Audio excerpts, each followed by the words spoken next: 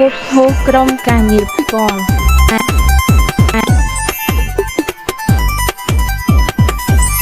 ហូសាប៊ីអាយ៉ាបាទអ្នកណាអាយ៉ាតោះសូមអញ្ជើញមកការហូបហូបការផ្សាយបន្តផ្ទាល់សម្រាប់របៀបក្រុមនិងរបៀបបុរាណនិងសំដៅលោហៈធាតុ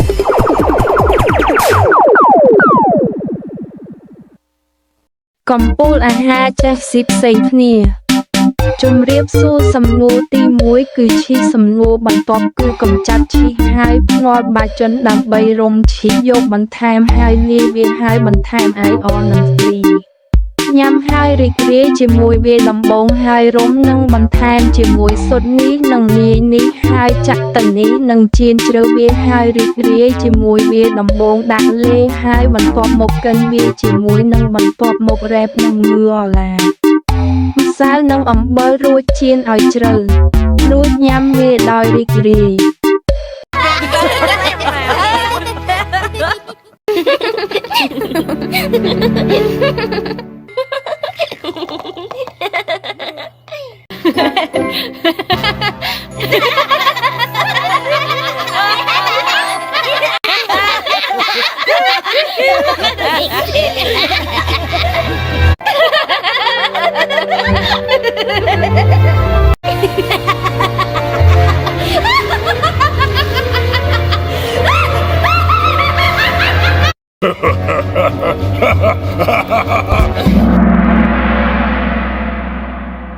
ឈីខ្ចប់បាជនហ្វ្រីជ្រៅ3 2 1ទៅក្បៀសំណួរទី1គឺឈីសំណួរបន្ទាប់គឺកម្ចាត់ឈីហើយភ្នាល់ដាក់បាជនដើម្បីរុំឈីយកវាទៅលាយរួចបន្ថែមអាយអនិងចៀនញ៉ាំឲ្យសព្វរួចរុំហើយបន្ថែមជាមួយពងមាន់នេះហើយលាយវាហើយចាក់នេះហើយចៀនឲ្យជ្រៅហើយរីករាយជាមួយវាមុនពេលដាក់ស្រទាប់រួចកិនវាជាមួយរួយរុំនិងម្លម្សៅនិងអំបិលនិងចៀនជ្រៅហើយញ៉ាំវាដោយរីករាយ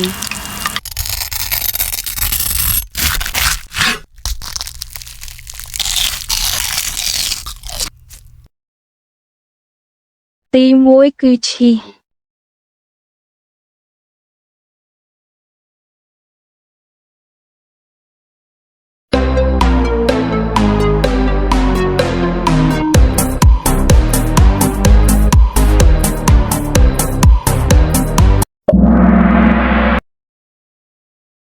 សំណួរបន្ទាប់គឺកម្ចាត់ឈីហើយភ្នាល់បាជនដើម្បីរុំ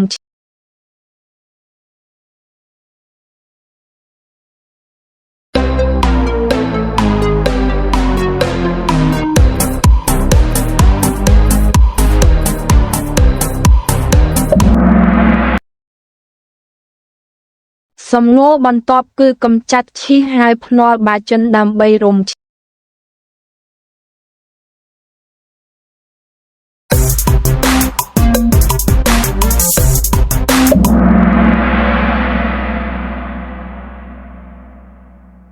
ដែលត្រូវបានរីករាយជាមួយសំណួរអំពីសំណួរទី1គឺឈីសំណួរបន្ទាប់គឺកម្ចាត់ឈីហើយភ្នាល់បាជនដើម្បីរុំឈីយកបន្ថែមហើយលាយវាហើយបន្ថែមអាយអនិងហ្វ្រីញ៉ាំហើយរីករាយជាមួយវាដំបងហើយរុំនិងបន្ថែមជាមួយស៊ុតនេះនិងលាយនេះហើយចាក់ទៅនេះនិងចៀនជ្រៅវាហើយរីករាយជាមួយវាដំបងដាក់លេហើយបន្ទាប់មកកិនវាជាមួយនឹងបន្ទាប់មករ៉េបនិងមឿអឡាម្សៅនិងអំបិលរួចចៀនឲ្យជ្រៅរួចញ៉ាំវាដោយរីករាយជុំបន្ទាប់គឺ2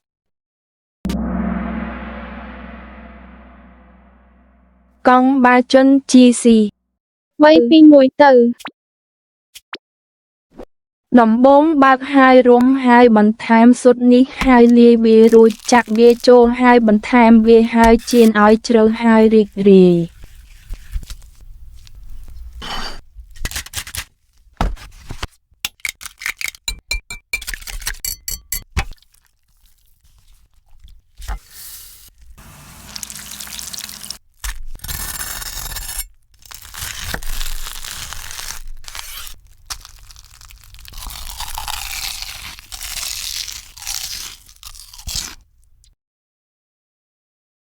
ដំបងបើកហើយរុំហើយបន្ថែមស៊ុតនេះហើយលាយវារួចចាក់វាចូលហើយបន្ថែមវាហើយចៀនឲ្យជ្រៅហើយរីករាយ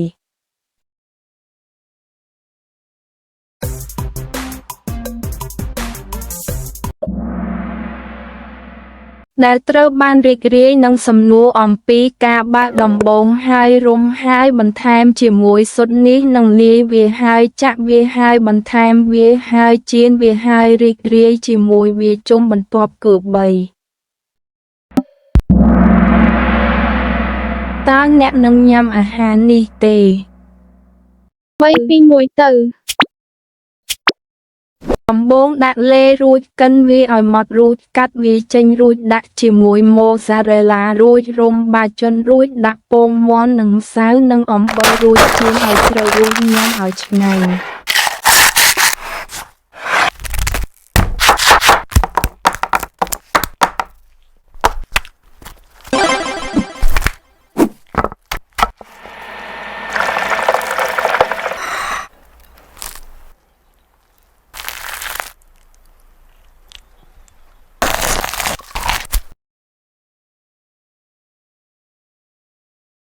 ដំបងដាក់ដុតលេរួចកិនវារួចកាត់វារួចយកចេញរួចបន្ថែមជាមួយម៉ូហ្សារ៉េឡា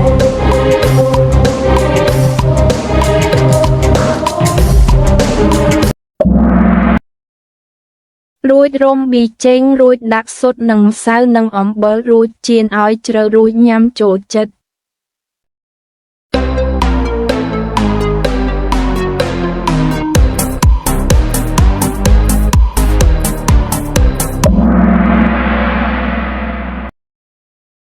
ដែលពេញចិត្តនឹងសំណួរអំពីធ្វើពុតដុតលេរួចហើយបុកវារួចកាត់វារួចយកវាចេញរួចបន្ថែមជាមួយម៉ូហ្សារ៉េឡារួចរុំបាជិនរួចដាក់ពងមាន់ម្សៅនិងអំបិលរួចចៀនឲ្យជ្រៅរួចញាំឲ្យឆ្ងាញ់ហើយបន្ទាប់មកជុំបន្ទាប់គឺ4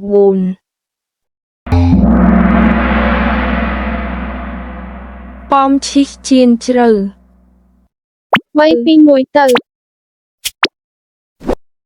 ដំបងដាក់ឈីសដាក់ក្នុងប៉មខ្ពស់រួចដាក់ម្សៅនិងស៊ុតអំបិលនិងទឹកដោះគោចូលច្របល់ចូលគ្នារួចដាក់ឈីសថាវើខ្ពស់ចូលក្នុងស៊ុតអំបិលស្កររួចយកផ្នែកចៀននិងចៀនយ៉ាងជ្រៅមកមើលថាមានអ្វីខ្លះនៅខាងក្នុងប៉មចៀនបំពងរួចញ៉ាំវាដោយរីករាយ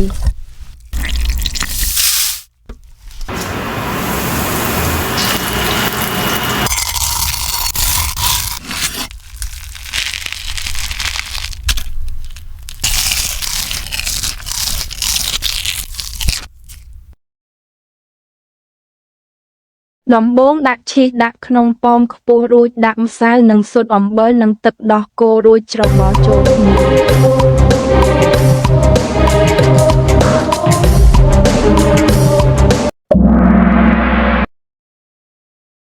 ហើយបន្ទាប់មកដាក់ឈីសថាវើខ្ពស់នៅក្នុងទឹកដោះគោស៊ុតអំបិលស្ករបន្ទាប់មកផ្នែកចៀននិងចៀនវាយ៉ាងជ្រៅ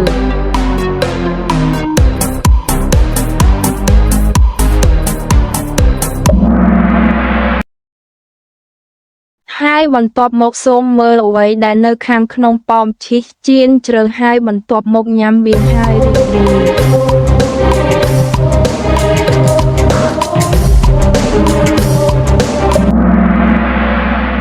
ដែលត្រូវបានរីករាយនឹងសំណួរអំពី IT ដំបងដាក់ឈីសដាក់ក្នុងប៉មខ្ពស់រួចដាក់ម្សៅនិងស៊ុតអំបិលនិងទឹកដោះគោចូលច្របល់ចូលគ្នារួចដាក់ឈីសថាវើខ្ពស់ចូលក្នុងស៊ុតអំបិលស្កររួចយកផ្នែកចៀននិងចៀនយ៉ាងជ្រៅមកមើលថាមានអ្វីខ្លះនៅខាងក្នុងប៉មចៀនបំពងរួចញ៉ាំវាដោយរីករាយហើយចុងក្រោយគឺលោហៈធាតុស៊ីណូទីបេតាន់ហៅផងដែរថាត្រង់ហ៊ីម៉ាឡាយ៉ាន1 2គឺជាក្រុមគ្រួសារដែលមានច្រើនជាង400ភាសាទី2បន្ទាប់ពីឥណ្ឌូអឺរ៉ុបក្នុងចំនួនអ្នកនិយាយដើម3មនុស្សប្រហែល 1,4000 មានអ្នកនិយាយភាសាចិនទីបេតប៊ូមភាគច្រើននៃទាំងនេះគឺជាអ្នកនិយាយដើមកំណើត 1,3000 លានអ្នកនៃភាសាស៊ីនីធីក ភាសាចិនទីបេផ្សេងទៀតដែលមានចំនួនអ្នកនិយាយច្រើនរួមមានភាសាភូមា33លាននិងភាសាទីបេ6លានភាសាផ្សេងទៀតនៃគ្រួសារត្រូវបាននិយាយនៅហិមាឡាយាមហាសមុទ្រអាស៊ីអាគ្នេយ៍និងគែមខាងកើតនៃខ្ពង់រាបទីបេភាគច្រើននៃទាំងនេះមានសហគមន៍សន្តិរកថាតូចៗនៅតំបន់ភ្នំដាច់ស្រយាលហើយដូច្នេះត្រូវបានកត់ត្រាយ៉ាងលំបាកក្រុមរងកម្រិតទាបជាច្រើនត្រូវបានស្ថាបនាឡើងវិញដោយសុវត្ថិភាពប៉ុន្តែការកសាងឡើងវិញនៅភាសាគំរូសម្រាប់គ្រួសារទាំងមូលគឺនៅតែស្ថិតក្នុងដំណាក់កាលដំបូងនៅឡើយដូច្នេះរចនាសម្ព័ន្ធកម្រិតខ្ពស់នៃចិនទីបេនៅតែមិនច្បាស់លាស់ទោះបីជាក្រុមគ្រួសារត្រូវបានបង្ហាញជាប្រពៃណីដែលបែងចែកទៅជាភាសាស៊ីនីធីពោគឺភាសាចិននិងសាខាទីបេតូបឺមិនក៏ដោយក៏ប្រភពដើមទូទៅនៃភាសាដែលមិនមែនជាស៊ីនីធីមិនត្រូវបានបង្ហាញនោះទេការចាត់ថ្នាក់ដំបូងបានដាក់ភាសាក្រាដៃនិងខ្មុំមាននៅក្នុងគ្រួសារភាសាចិនទីបេការដាក់ក្រុមនេះបន្តត្រូវបានគ្រប់គ្រងដោយអ្នកភាសាចិន5ប៉ុន្តែត្រូវបានបដិសេធដោយសហគមន៍អន្តរជាតិចាប់តាំងពីទសវត្សរ៍ឆ្នាំ1940ដែលពន្យល់ពីការដាក់ជាក្រុមជាតំបន់បញ្ចូលគ្នា6បំណងជាប់ជាច្រើនទៅកាន់គ្រួសារភាសាអាស៊ីអាគ្នេយ៍ផ្សេងទៀតត្រូវបានស្នាប់ឡើងប៉ុន្តែគ្មាននរណាម្នាក់អាចទទួលយកបានទូលំទូលាយនោះទេការយល់ស្របសម័យទំនើបគឺថាភាសាចិនទីបេមិនតាក់ទងនឹងគ្រួសារភាសានៃអាស៊ីអាគ្នេយ៍ទេប៉ុន្តែពួកវាមានភាពស្រដៀងគ្នាដោយសារឥទ្ធិពលនៃភាសាចិនដីគោកនៅក្នុងតំបន់ភាសាអាស៊ីអាគ្នេយ៍ដីគោកភាសាម៉ុងហ្គោលីគឺជាគ្រួសារភាសាដែលនិយាយដោយជនជាតិម៉ុងហ្គោលីនៅអាស៊ីខាងជើងអាស៊ីបូព៌ាអាស៊ីកាដាននិងអឺរ៉ុបខាងកើតភាគច្រើននៅម៉ុងហ្គោលីនិងតំបន់ជុំវិញនិងនៅកូលមីគៀនិងវើលីទីសមាជិកដ៏ល្បីល្បាញបំផុតនៃគ្រួសារភាសានេះម៉ុងហ្គោលីគឺជាភាសាចម្បងរបស់អ្នកស្រុកភាគច្រើននៃម៉ុងហ្គោលីនិងអ្នករស់នៅម៉ុងហ្គោនៃម៉ុងហ្គោលីខាងក្នុងដែលមានអ្នកនិយាយប្រមាណ5.7 បូកមីលីភាសាទូគីគឺជាគ្រួសារភាសាដែលមានឯកសារច្រើនជាង35ពីដែលនិយាយដោយប្រជាជនទូគីនៃអឺរ៉ាស៊ីអឺរ៉ុបខាងកើតនិងអឺរ៉ុបខាងត្បូងរហូតដល់អាស៊ីកាដានអាស៊ីបូព៌ាអាស៊ីខាងជើងស៊ីបេរីនិងអាស៊ីខាងលិចភាសាទូគីមានដើមកំណើតនៅក្នុងតំបន់អាស៊ីបូព៌ាដែលលាតសន្ធឹងពីម៉ុងហ្គោលីទៅភាគនិយមនៃប្រទេសចិនដែលភាសាប្រូតូទូគីត្រូវបានគេគិតថាត្រូវបានគេនិយាយ3ពីកន្លែងដែលពួកគេបានពង្រីកទៅអាស៊ីកាដាននិងឆ្ងាយទៅខាងលិចក្នុងអំឡុងសតវត្សរ៍ដំបូង4ពួកវាត្រូវបានកំណត់លក្ខណៈជាគ្រាមភាសា5ភាសាទូគីត្រូវបាននិយាយដោយមនុស្សប្រហែល200លាននាក់1ភាសាទូគីដែលមានចំនួនអ្នកនិយាយច្រើនជាងគេគឺភាសាទូគីដែលនិយាយជាចម្បងនៅក្នុងអាណាតូលៀននិងបាកង់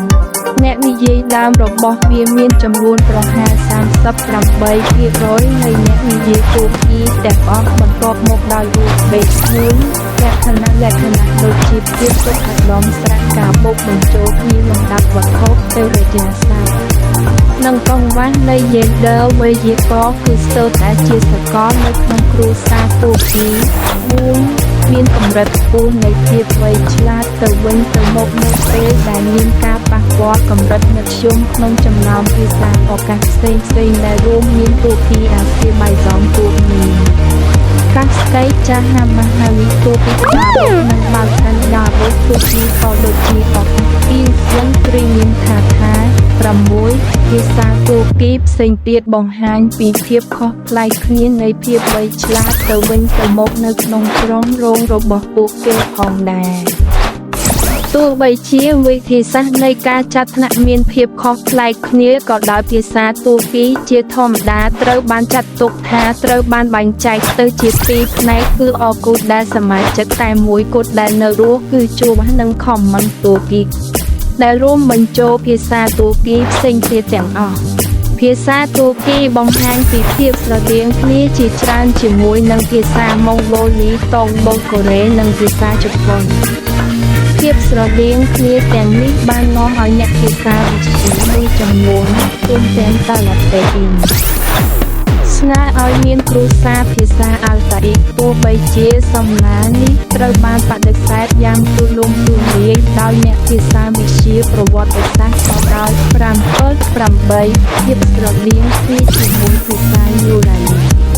ថែមទាំងបណ្ដាលឲ្យក្រុមគ្រួសារទាំងនេះត្រូវបានចាត់ទុកថាជាក្រុមមួយអស់រយៈពេលជាយូរមកហើយក្រោមសមត្ថកម្មយូរ៉ាអាល់តាអ៊ីក9-10-11ទោះយ៉ាងណាក៏ដោយមិនទាន់មានភស្តុតាងគ្រប់គ្រាន់ដើម្បីសន្និដ្ឋានអំពីអតិភិបនៃ Macro Family ទាំងពីរនេះទេលក្ខណៈរួមរវាងភាសាត្រូវបានចាត់ទុកថាបច្ចុប្បន្នជាទំនាក់ទំនងភាសាបូរ៉េប្រវត្តិយ៉ាងទូលំទូលាយភាសាតុងស៊ីកត្រូវបានគេស្គាល់ផងដែរថាជាមែនគូតុងនិងតុងបង្កើតជាគ្រួសារភាសាដែលនិយាយនៅស៊ីបេរីខាងកើតនិងម៉ាន់ជូរីដោយជនជាតិតុងស៊ីកភាសាតុងស៊ីកជាច្រើនកំពុងរងគ្រោះថ្នាក់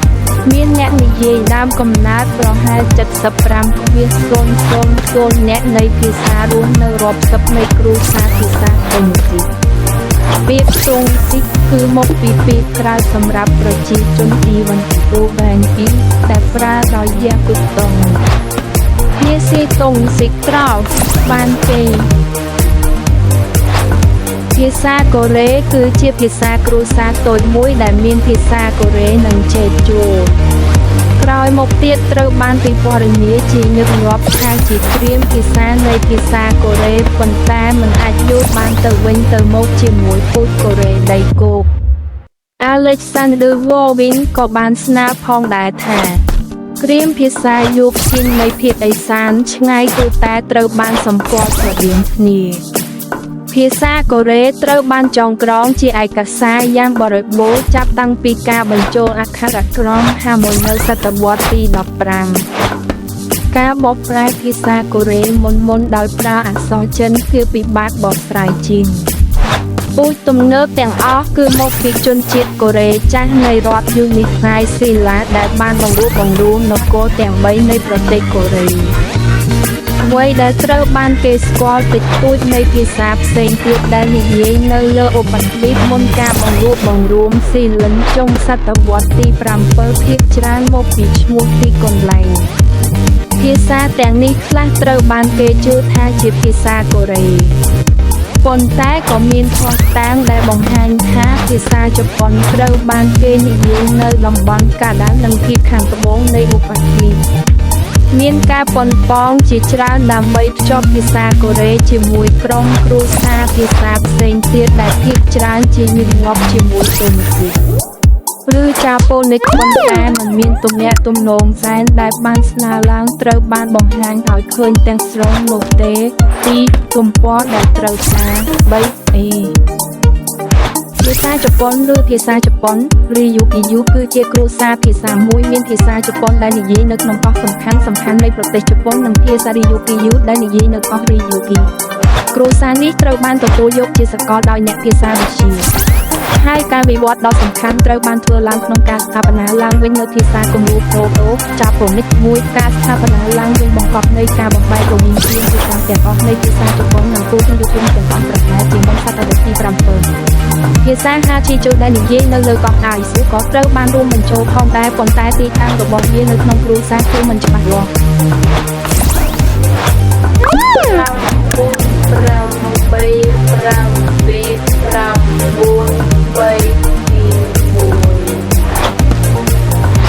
ដែលត្រូវបានរីករាយជាមួយអាហារ4មុខជាស៊ីហើយអ្នកមិនគិតយើងទទួលបានវេទិកាសម្រាប់របៀបក្រុមសម្រាប់ចម្លើយពេលនេះដល់ពេលដែលយើងត្រូវលេខ វាឡើងដើម្បីតែដៃពេលនេះវាជាការហូបបាត់បង់ការផ្សាយបន្តបងជួបគ្នាពេលក្រោយជួបគ្នាពេលក្រោយហើយជួបគ្នាពេលក្រោយ